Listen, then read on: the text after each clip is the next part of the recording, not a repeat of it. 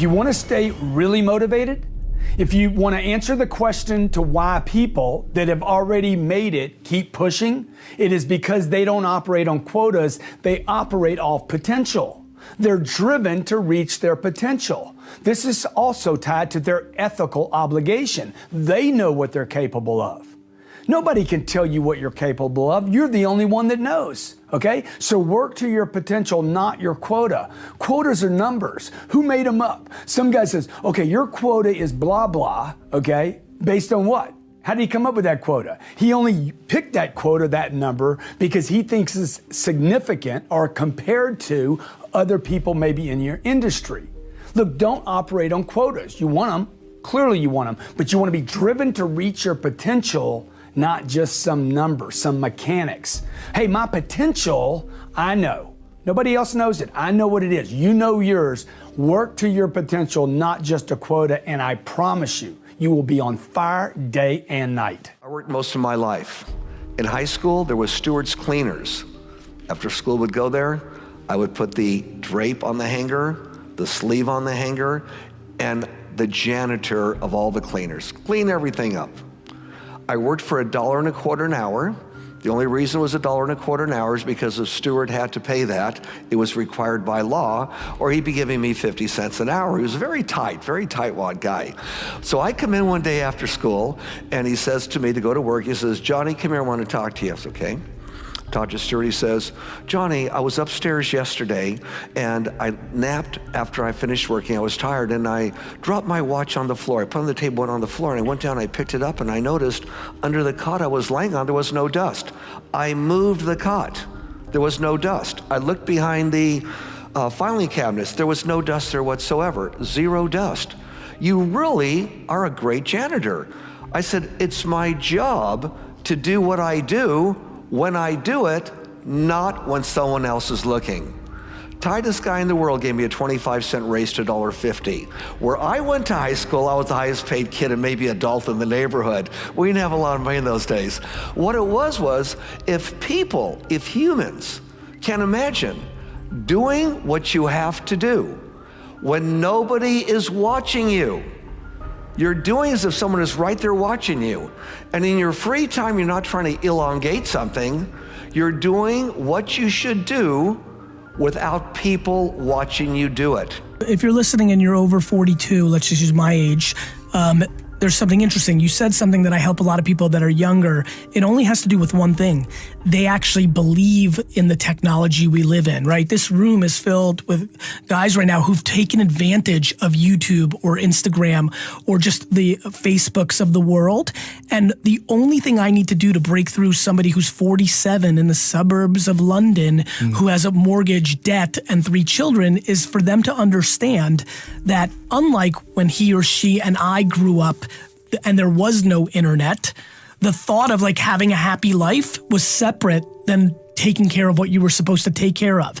The fact that everybody can come home tonight at 6, 7, 8, 9 p.m. and then take out their phone or their iPad or whatever and get to work for 3 more hours and go to sleep at midnight, get their good 6 or 7 hours of sleep. I'm not talking about don't sleep. A lot of people get me confused. My big thing is, if you're not happy, if you're happy and you make 37,000 pounds a year, mazel tov, do you. But if you are not happy, if you hate your job, right, you can do something about it instead of blaming Brexit or blaming Trump or blaming your mom. Like, do something about it. And my point is, it's the internet. Try to imagine the way other people see you and what other people are thinking of you. And one place where this happens, and it definitely happened to me, is when I started getting put in charge of things, I started thinking about other people's perspectives. What are they seeing? If you're in charge, then what do your subordinates see you do? What do your subordinates hear you say? What kind of representation are they receiving? And if you work for someone else, it's the same questions. What does the boss see me do? What does the boss hear me say? What kind of representation am I making of myself to my boss? And then you start thinking about, what do your friends and family think? What do they see? What do they hear?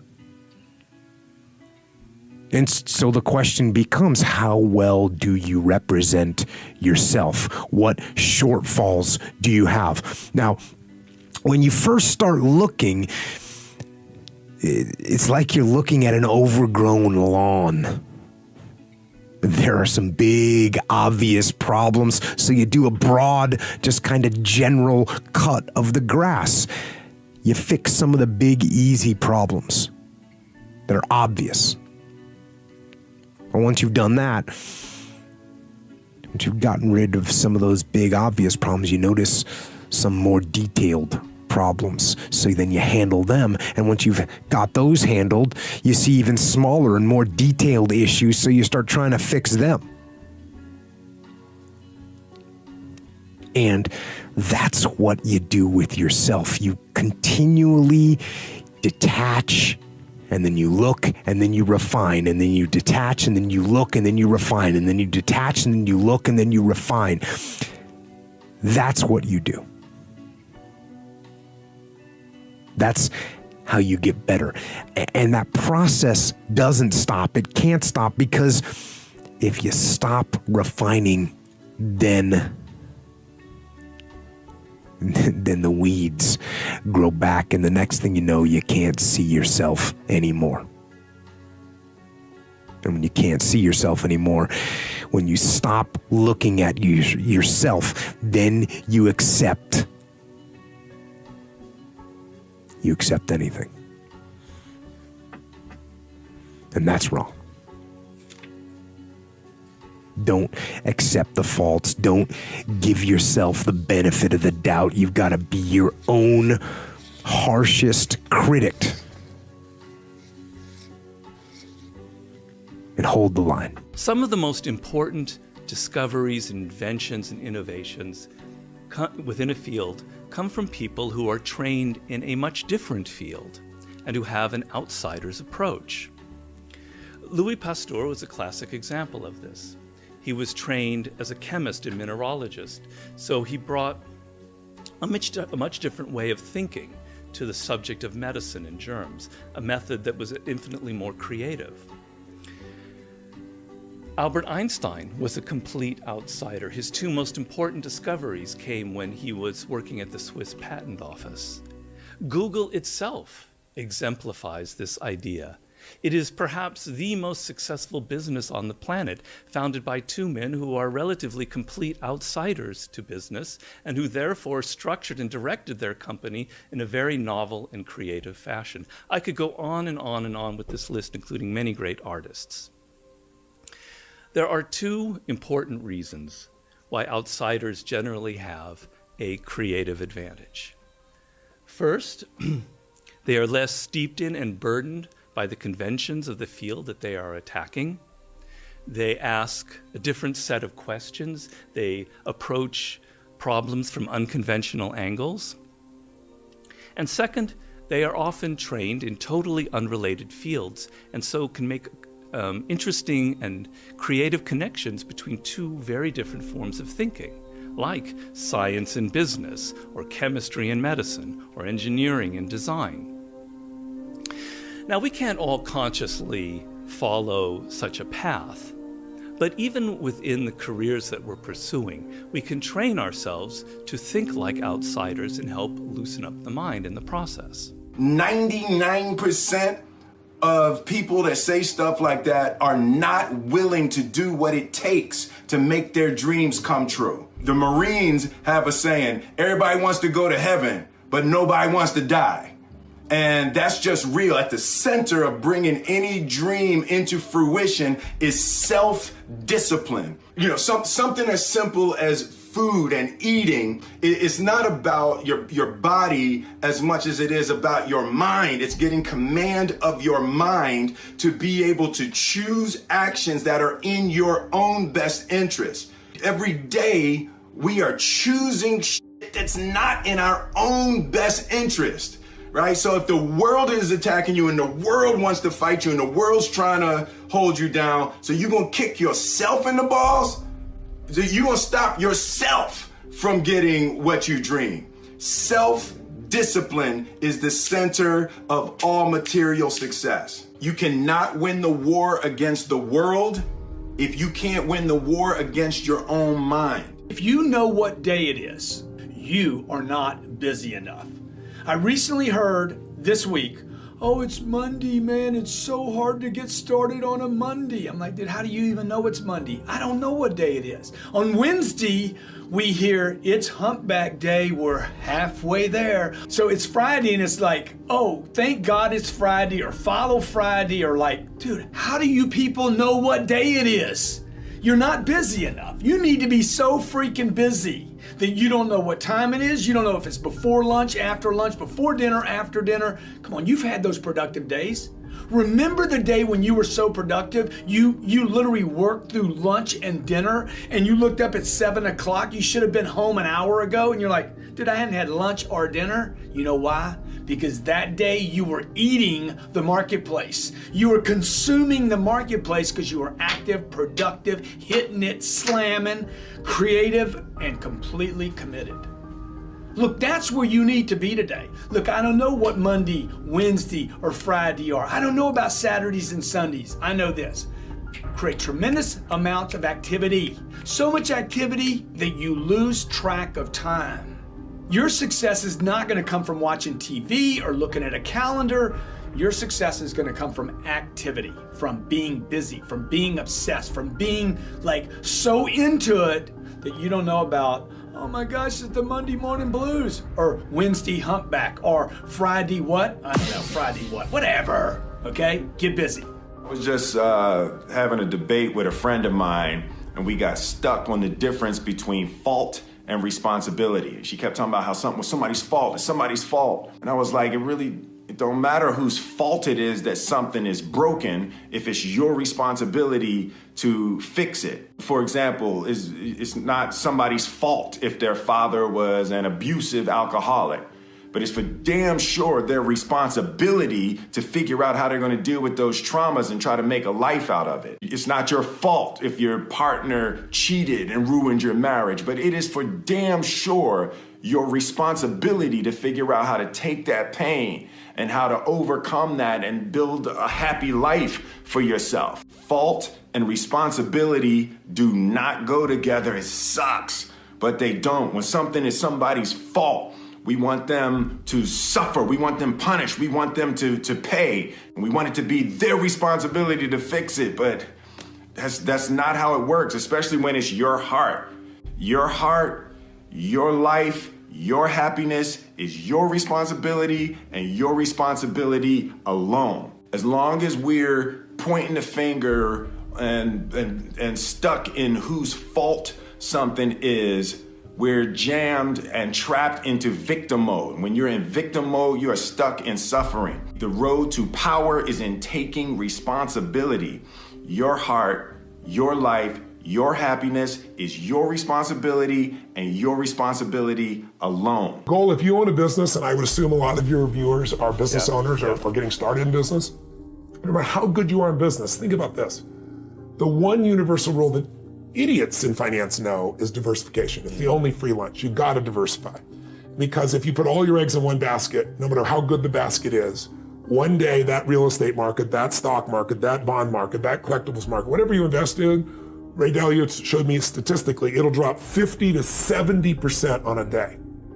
Now, if you're later in life when that happens, it's over for you. Right. So you have to diversify, and yet most people, they know real estate, so they do it, or they know stocks, so they do it, or they grew up with their parents flipping things, and it's the wrong thing to do. Mm-hmm. So you've got to diversify in order for you to be able to truly succeed, and that's why when you own a business, if you put all your money in your business, which is what most of us do naturally, a lot of risk.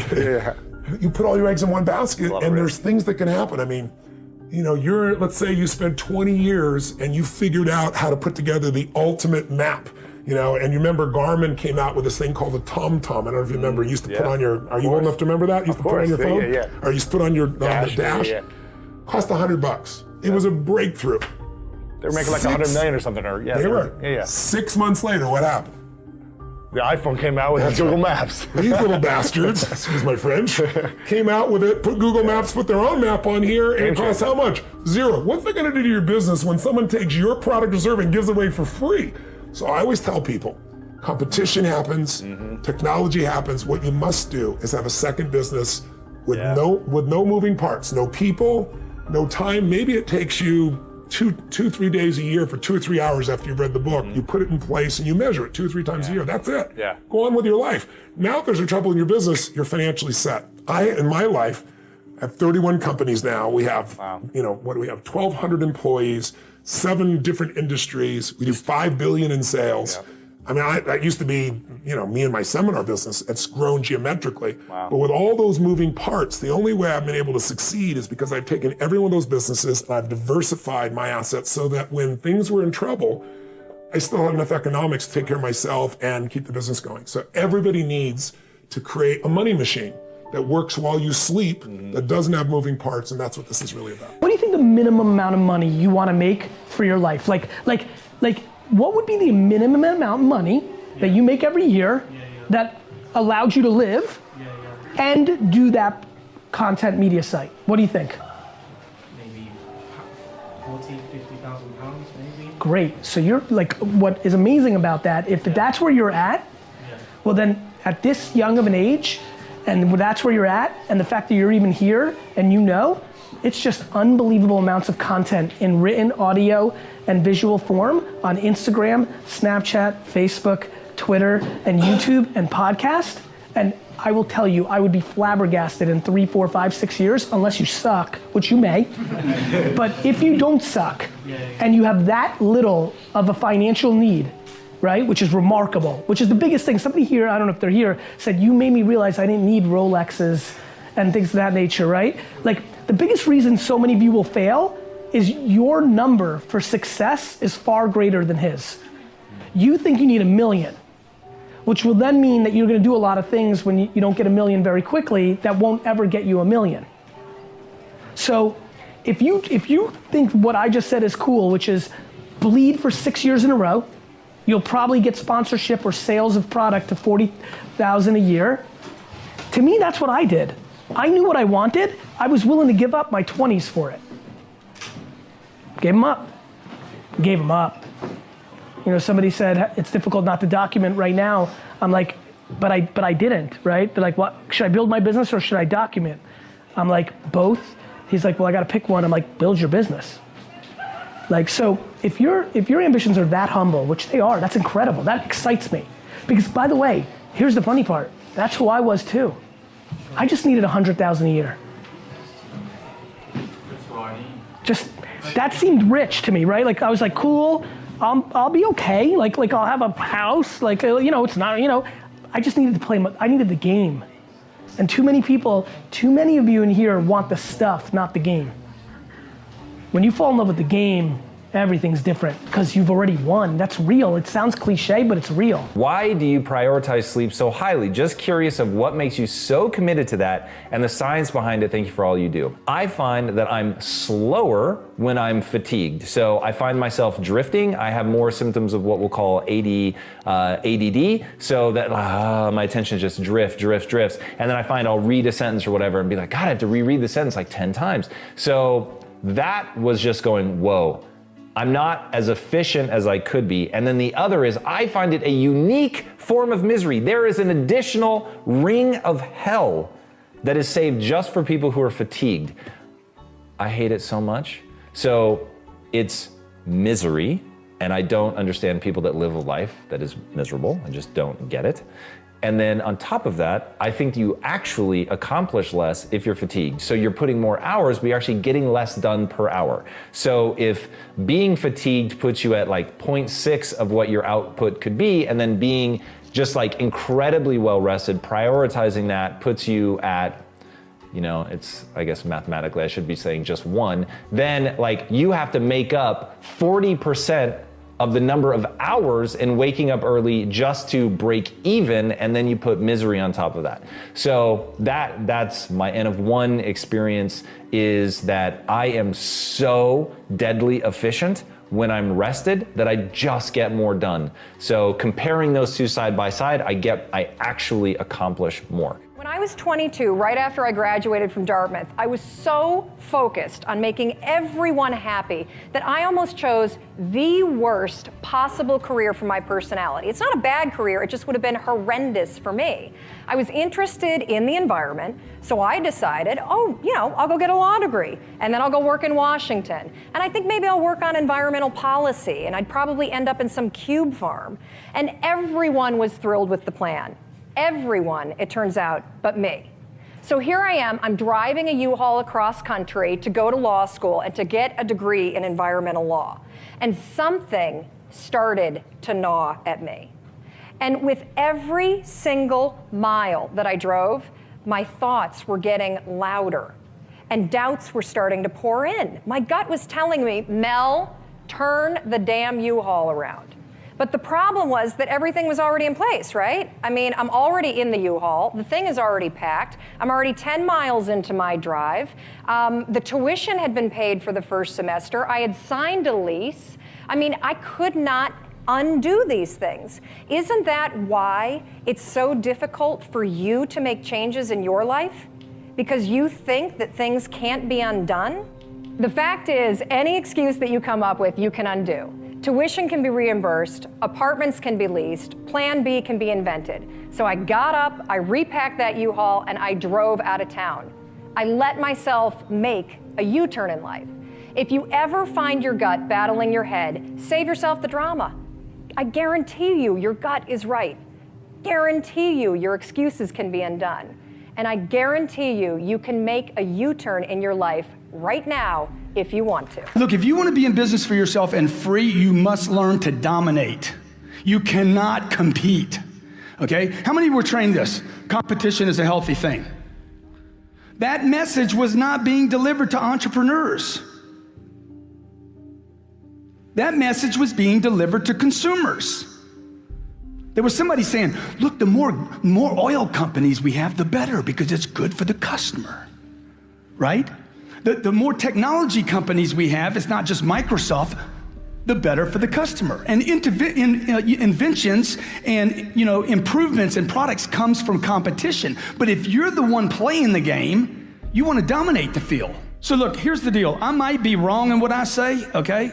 I might be wrong in the things I do in my life and the business that I started. My family's told me not to start every business that I've been involved in, every one of them. Every one of them was a risk. Every one of them I had to take a chance. I remember my mom used to tell me, I wouldn't do that if I were you. I wouldn't do that if I were you. I wouldn't do that if I were you. I'm like, Mom, you wouldn't do anything. Well, you wouldn't do anything except be the mother, a great mother to 5 children. My mother wasn't an entrepreneur. She didn't have my dreams. Just because she's my mom doesn't mean she dreams like me. Would you agree? Okay? My mom was wrong about everything she told me not to do. Love my mom to death. Okay? Unbelievable friend of mine. She was wrong. I needed to do those things. Okay? Steve Jobs needed to build this phone. Would you agree? Did he help a lot of people? Did he make some money while he was doing it? $119 billion in 5 years.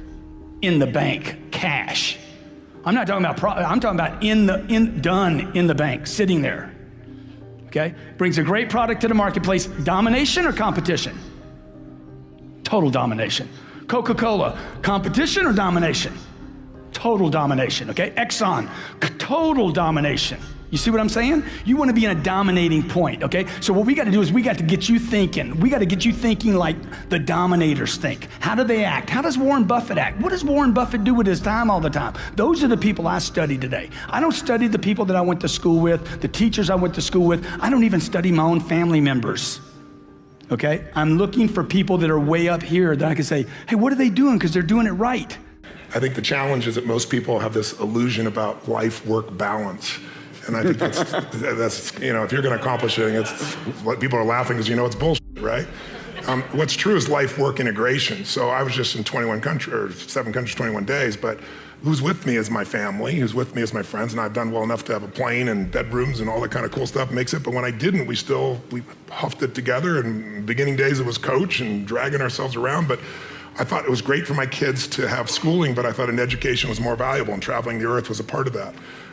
But we're in the middle of this crazy schedule, but it's not work, it's a mission. When it's work, it's that. I always ask people, I said, how would you describe what you do? And people, I say, is it work, is it career, or is it mission? And most people, of course, say it's work, and that's exactly what it is. It's heavy. If it's your career, it gives you something more. If it's your mission, it doesn't wear you out. It brings energy to you. It's fulfilling. And if you can tie your mission in with the people that you love, it's pretty cool. There's some people in this room, they're my friends. I see Dean here in the front row here, and it's like we're all on this mission, and we find time to connect and be with each other and have a blast with each other, but we're sharing about things that matter. I'm not a person to go to a party and go in the corner and chit chat. It's like, you want to talk about something deep? Let's rock. You don't? let me go home and be with my family. Let me go do something fun, something of that nature. If you can combine your mission with your family, combine your mission with some of your friends, then you're going to accomplish 1,000,000 times more. But if you think it's a sacrifice, don't do it, because then all you're doing is you're going to have resentment later on or frustration later on, and then you really aren't contributing, because you're trading off, you're not giving. You learn to embrace uncertainty and chaos. Life is inherently chaotic, and it doesn't fit into our tidy formulas. Not only does this not make you anxious, but you find chaos and uncertainty deeply exciting and stimulating. Slowly adopting this as an overall philosophy will naturally loosen the mind up and give it greater creative flow. You will naturally consider more options and possibilities. I'm in meetings a lot. My calendar gets very full with those. And then at night, after the kids have gone to bed, I'm on email a great deal. I get messages during the day. That's my chance to give long responses. And then over the weekend, I send a lot of mail as well. I take 2 weeks a year to just go off and read and think, where I'm not interrupted by work or anything else. I'm just solidly trying to think about the future, and people get to send me things to read as part of that so-called Think Week. So it's a nice mix of things.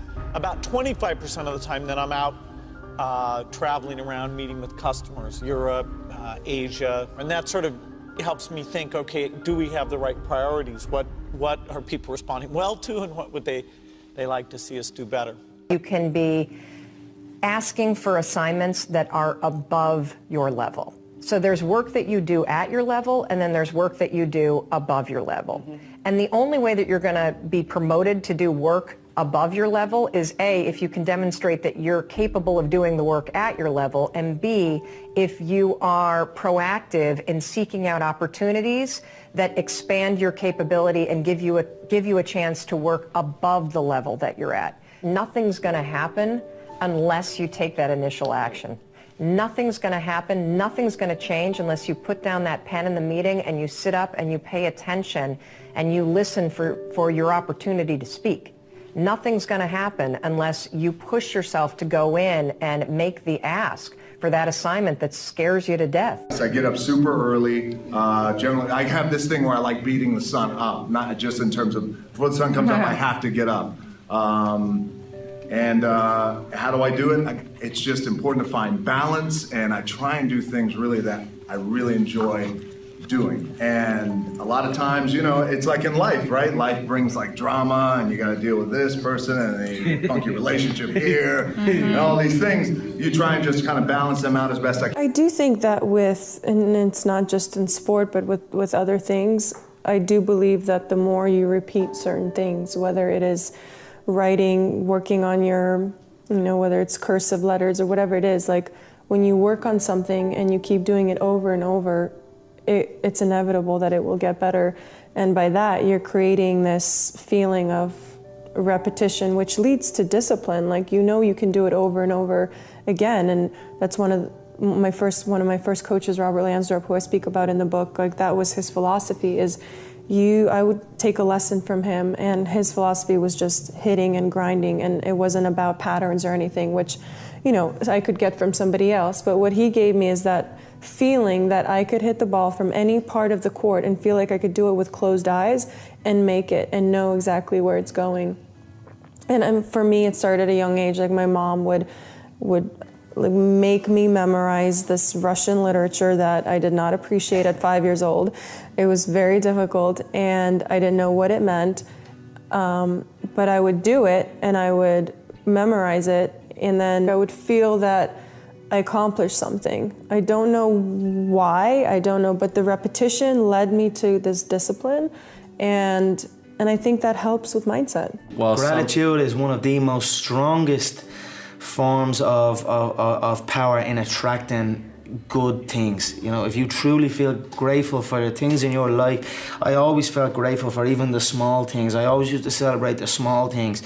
Now I might be celebrating the bigger things, but I always celebrate every little good thing that would happen to me in my life. Even before I had any kind of money or any of that, I would celebrate and I would feel grateful for it, and it just gave me more. And this is exactly the same thing that's happening right now. I still remain grateful, and more comes. You find what you're looking for. I've been giving a lot of thought to kind of just watching what I'm seeing out there in the social, digital ecosystem, and very honestly, just real life. And I'm watching so many people over the last 2 to 3 years look for negativity, look for something that's wrong, find where people disagree with them, fight, look for woe is me, downside, half glass empty.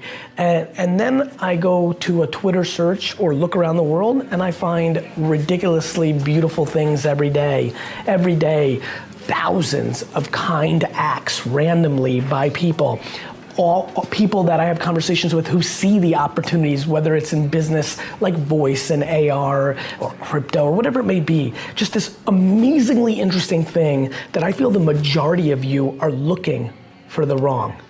While there's plenty of wrong and plenty of right in the world, it comes down to one very simple thing. What are you choosing to look for? Because I promise you, if you right now, and I'm making this video for one reason, 24 hours of trying to find the good. Somebody saves a kitten, somebody opens the door, somebody does a nice thing for you, somebody says thank you.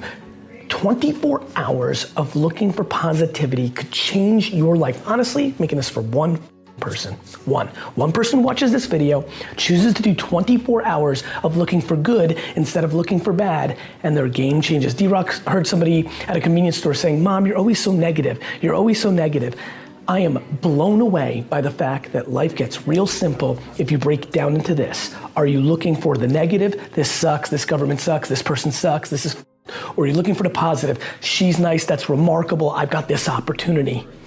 You choose what you're looking for, because what you look for, you find. That's how life works. As soon as I got off the phone call with him, and then also when he said, it's not in the picture now, but I think it'd be great if Dallas danced at the end, and my heartbeat went up on the phone, and I started breaking a cold sweat, like going, no, that's not. And as soon as I went, oh no, that's not that, the other devil in my ear said, dare you do, and I just went, of course. I think yes, because I immediately noticed, if you don't, you're wussing out, dude. Are you kidding me? You will forever regret. You have to. So as soon as I got over that, I was like, well, that's inevitable. I'm doing it. Now, I got to bust my ass to go do it the best I can, and a lot of fear in that. I mean, that was. Yeah, that was some majorly good anxiety and fear. And then, now I'm saying by that time, now everything, my choices from that phone call on were, anything I was nervous about, you have to go, f it. No, dude, go. All the way, go, meet midnight. Yes, can y'all meet me for another choreograph session? 8 a.m. Sunday morning, do you got an hour? I'm gonna go stand in the mirror. My wife's over there watching, reading something. I'm gonna stand in the mirror and I'm gonna practice a move. This is really embarrassing. Well, too bad, man. Do it in the mirror right now, because the less embarrassing that gets, hopefully the more comfortable you'll be when you're out there in front of 80 people and a bunch of cameras. And one thing you do when you go out there, don't come up short. Go all the way. There's a phrase in the Bible that's become kind of an expression called "suffer fools gladly," and somehow in our modern world it got totally inverted, which is something that kind of bothers me. The original expression meant that you're constantly surrounded by fools. Half the world are fools, or whatever the percentage is, and maybe you're a bit of a fool.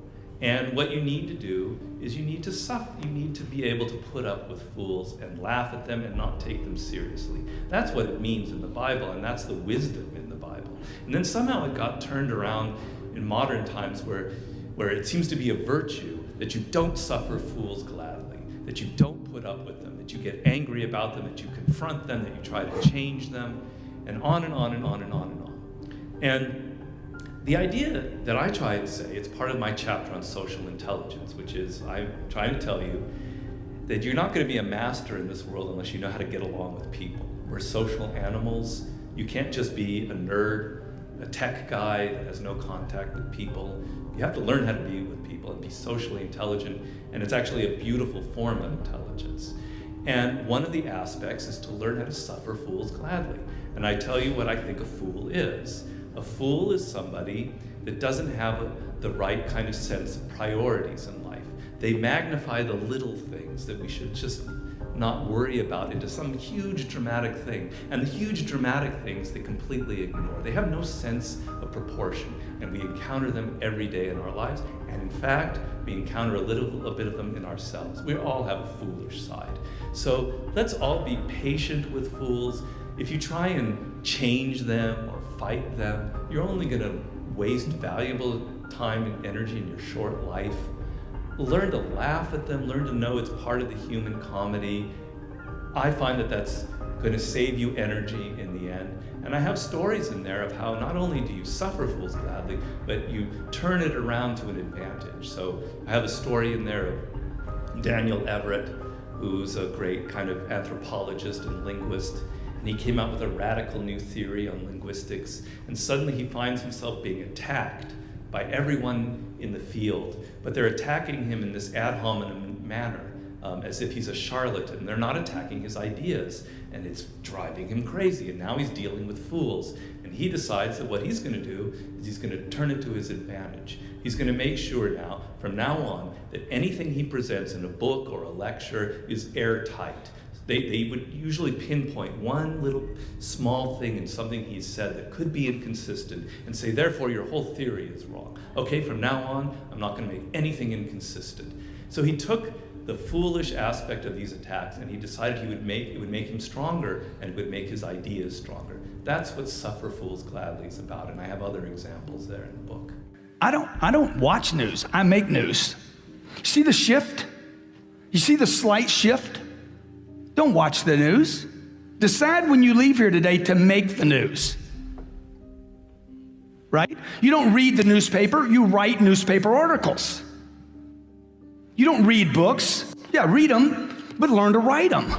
And you don't need to spend a lifetime writing the book. This was 3 hours. Okay, we sold 40,000 copies of this one book and it was self-published. It's never, ever, ever been in a bookstore. A guy writes me, he says, man, you got misspelled words all in that book. I'm like, yeah, so what, where are they? 123, 128, 134, 165, 120. I'm like, yeah, and bad grammar too. I'm like, yeah, what's your point, dude? What's your point, man? Why you keep telling me that? He's like, because man, you got misspelled words in a book. It's a bestseller,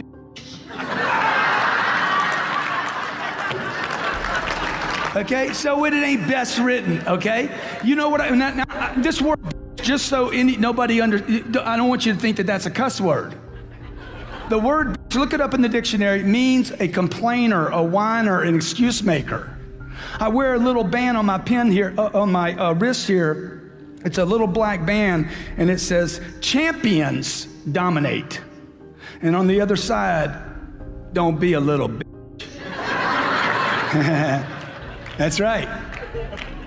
Because I don't need it. I need to get rid of the whiners, the excuse makers. Oh my God, it's the market. It's the market. Oh my God, prices. Oh, inventory. Okay, 9 months ago, there's too much inventory. Now, too little inventory. Human beings have so many excuses, it's unbelievable. You know why? Because you watch the news too much.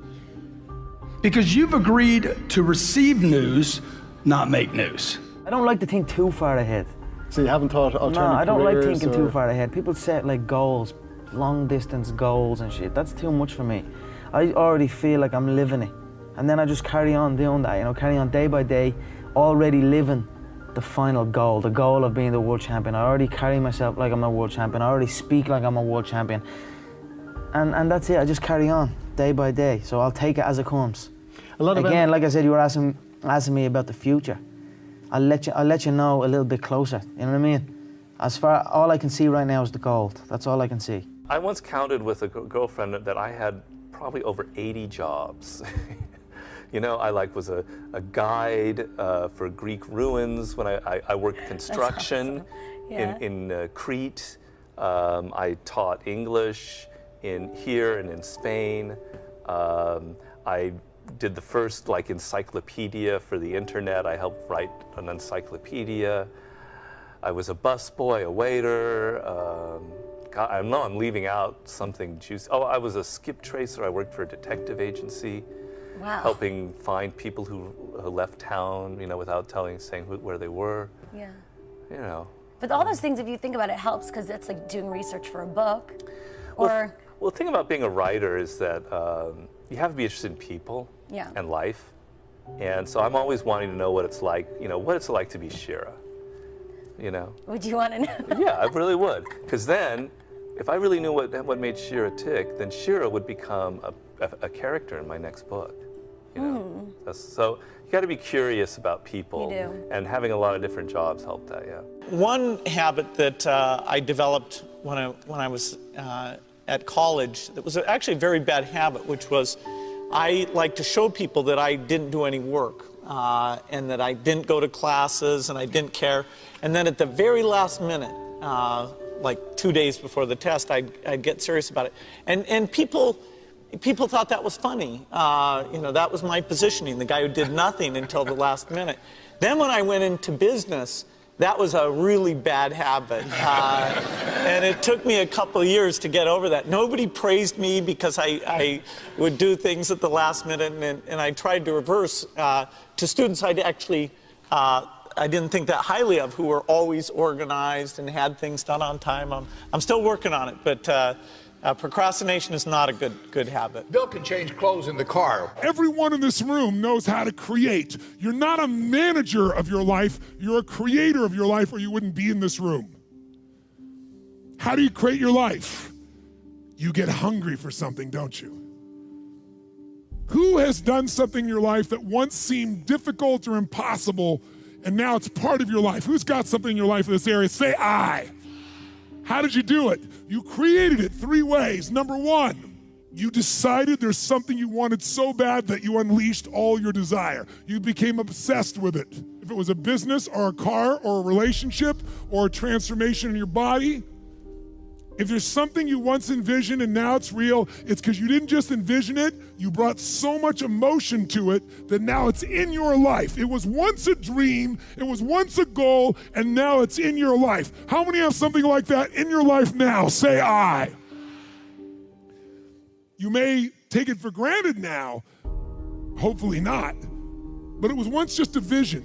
It may have seemed impossible at one time. So how did you do it? You started with a concrete vision of what you wanted, and you focused on it continuously, didn't you? Wherever focus goes, energy flows. You envisioned something, you got clear about it, and then you started thinking about all the reasons why you wanted it. You got excited about it. Said, this is what's next for me now. I want this. You may have dreamed about it, thought about it, talked about it.